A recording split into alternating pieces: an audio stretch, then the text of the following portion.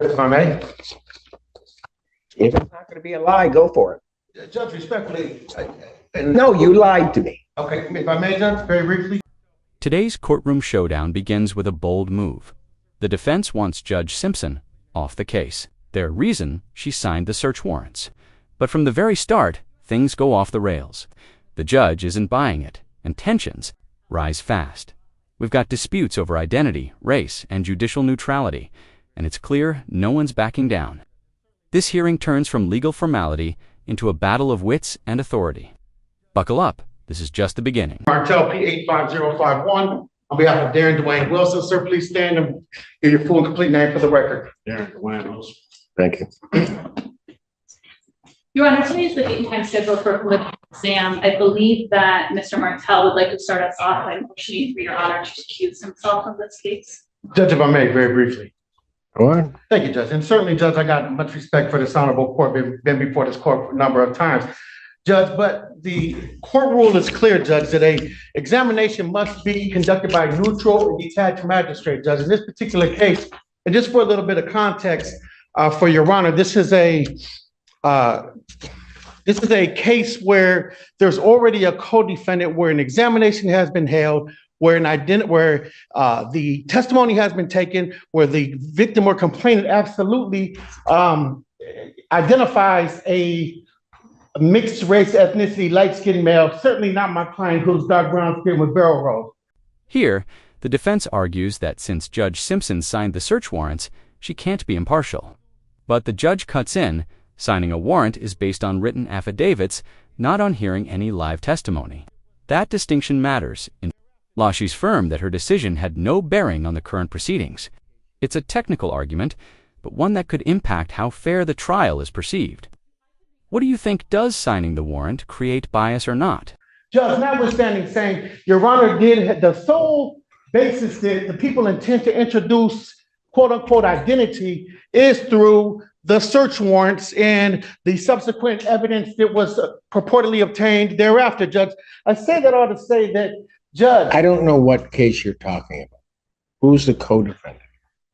You didn't preside over that. I could make the argument a lot more. I did not preside over it? No. So the argument that counsel is attempting to. Well, then I'll let him finish, because I don't know. It did not even begin to ring a bell with me. It shouldn't. But if I can just streamline it, Judge. In brief, Your Honor was presented ex parte with two search warrants in this particular case. Ultimately, these two search warrants, there was information heard, there was a search warrant, there was probable cause found, there was search warrant signed. Judge, we now come before you for a separate analysis of whether there's probable cause in this case, but Your Honor, pursuant to People v. Burrell, which is 391-124, Judge, it certainly cannot be neutral and detached when Your Honor respectfully has already found probable cause in this case. And specifically, the case law says. Whoa. How the hell do you jump to that conclusion? Because the probable cause that's determined from a search warrant is based upon that evidence that is presented to me in the form of an affidavit on that search warrant. That's going to have no bearing whatsoever on what testimony I hear or don't hear in this case. So I don't even know how you get to that conclusion. But I'll let you continue, because I think it's a... Go ahead. Judge Simpson wastes no time confronting the flawed logic. She questions how the defense could jump to the conclusion that her prior involvement taints her objectivity. She hasn't heard any testimony, just reviewed documents. Her tone sharpens. As she challenges the defense to prove their legal point with a case citation, it's clear she won't entertain speculative arguments.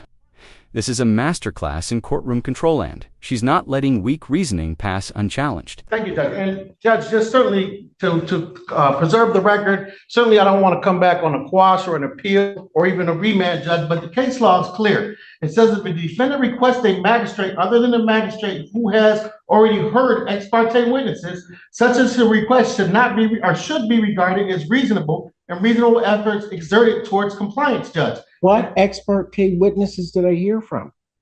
Judge, Your Honor signed both of the search warrants in this particular matter. Certainly testified. But that says I've heard from witnesses. I've not heard from any witnesses. Judge, so if it's your position, does that case clearly apply to search warrants? No. That it's not limited to search warrants.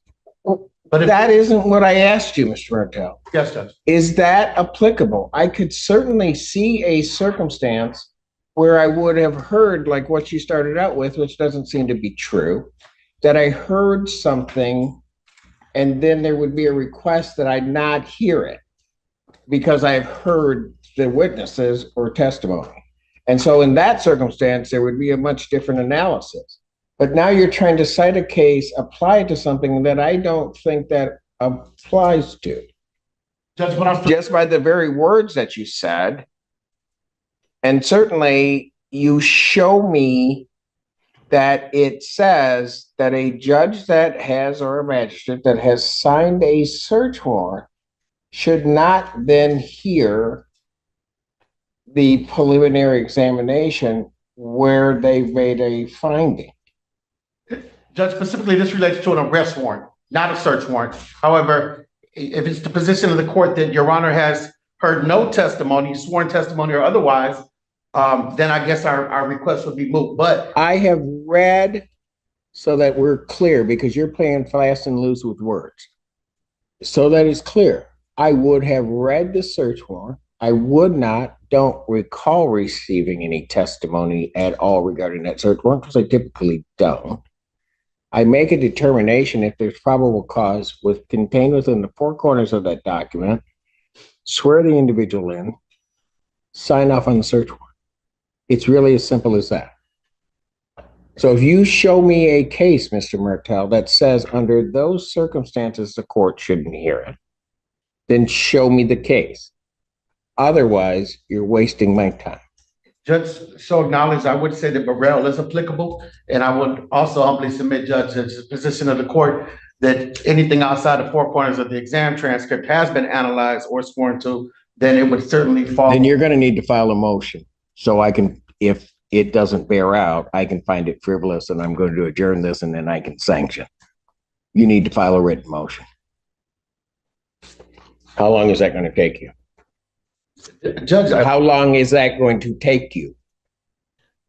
Judge, certainly. How long is that going to take you?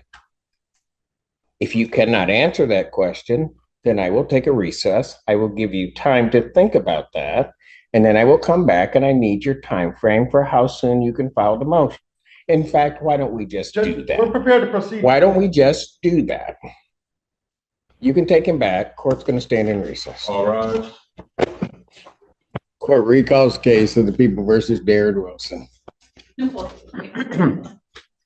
good afternoon once again, Your Honor. Good afternoon to your fine staff. May it please this most honorable court. Edward Martel, P85051, on behalf of Darren Dwayne Wilson.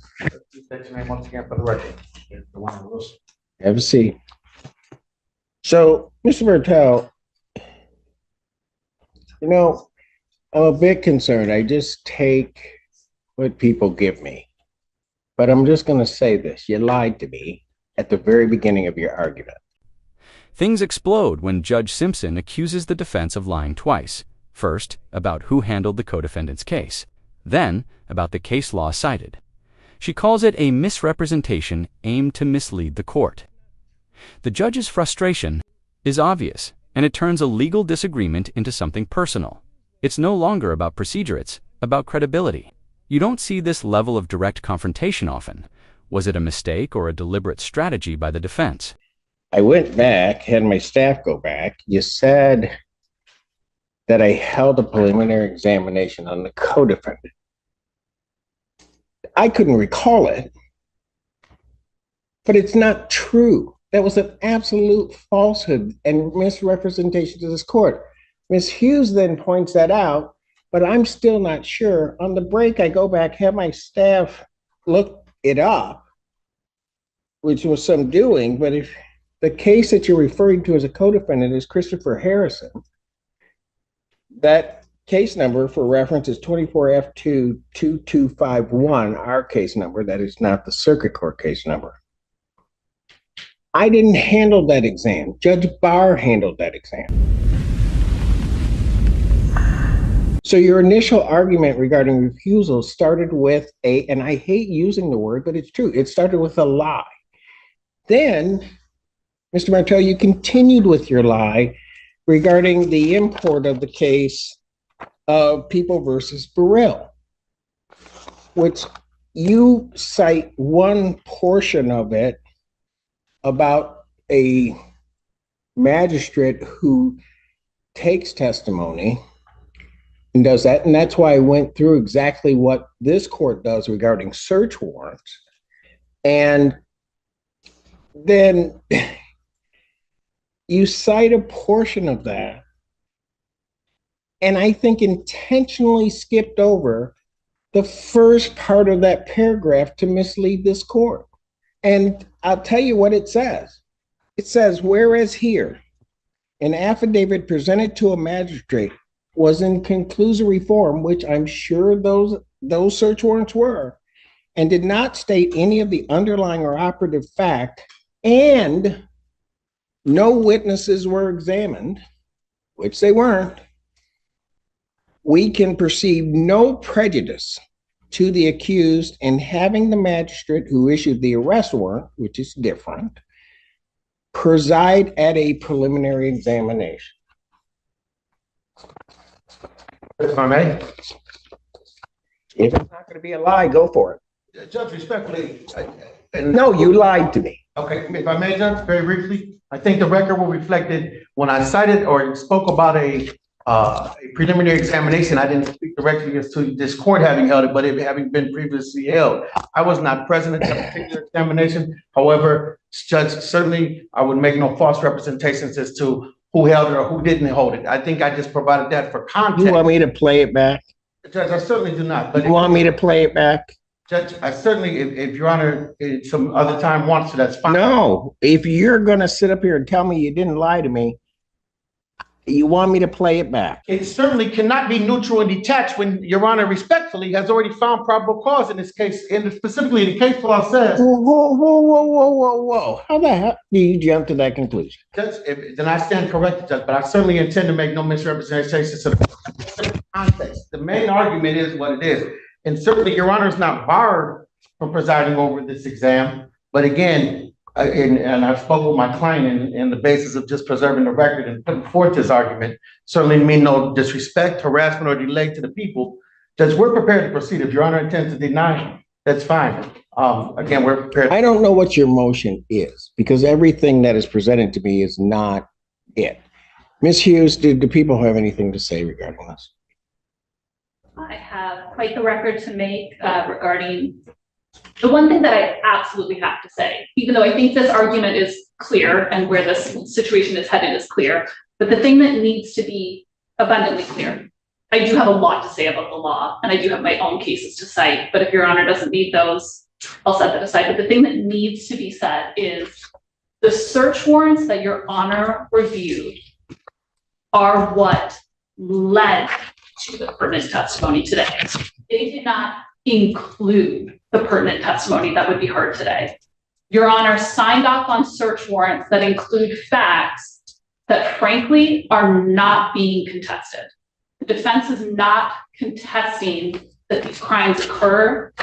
They are contesting the defendant's identity.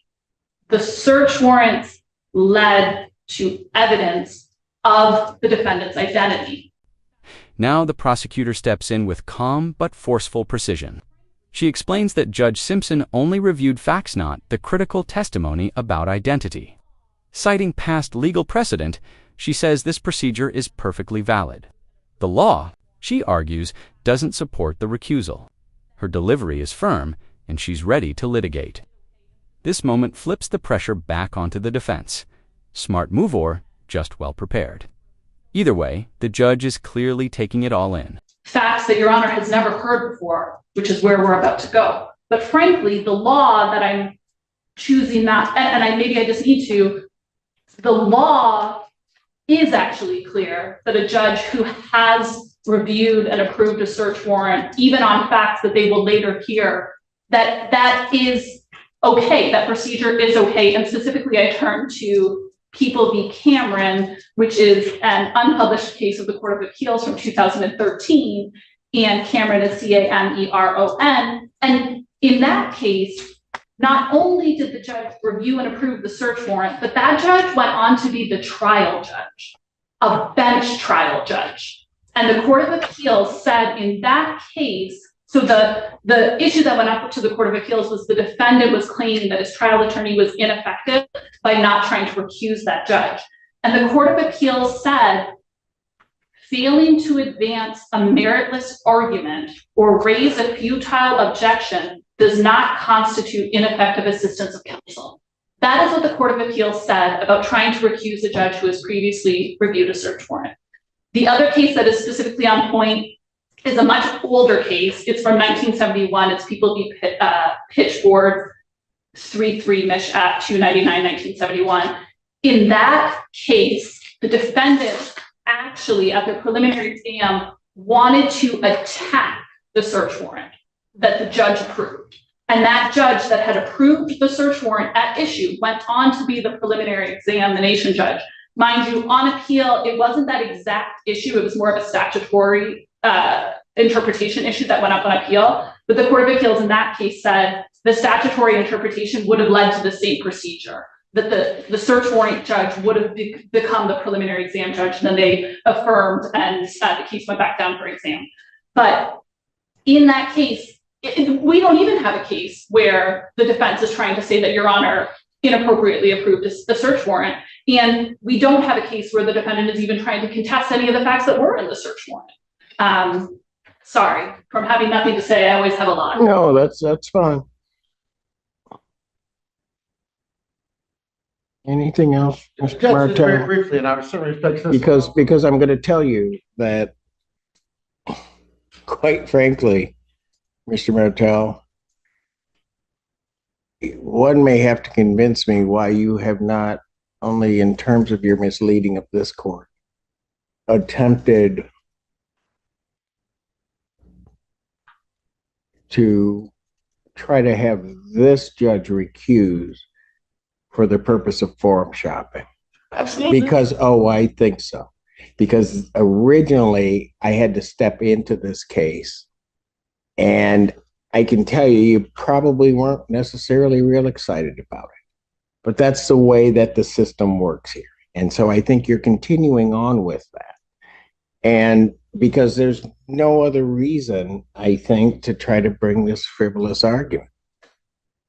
Judge, respectfully, I certainly enjoy practicing before Your Honor, and I certainly had no intent to misspeak this court, or in fact, I'm going to pull the exam or the transcript thereafter. As far as I don't believe any misrepresentations were made to this honorable court, Judge. I stand firm on my word. At the end of the day, I think there's a basis for our argument to put forth. If it's the position of the court that it's not, certainly, Your Honor, we will move forward with your denial, and we're prepared for. I have not ruled.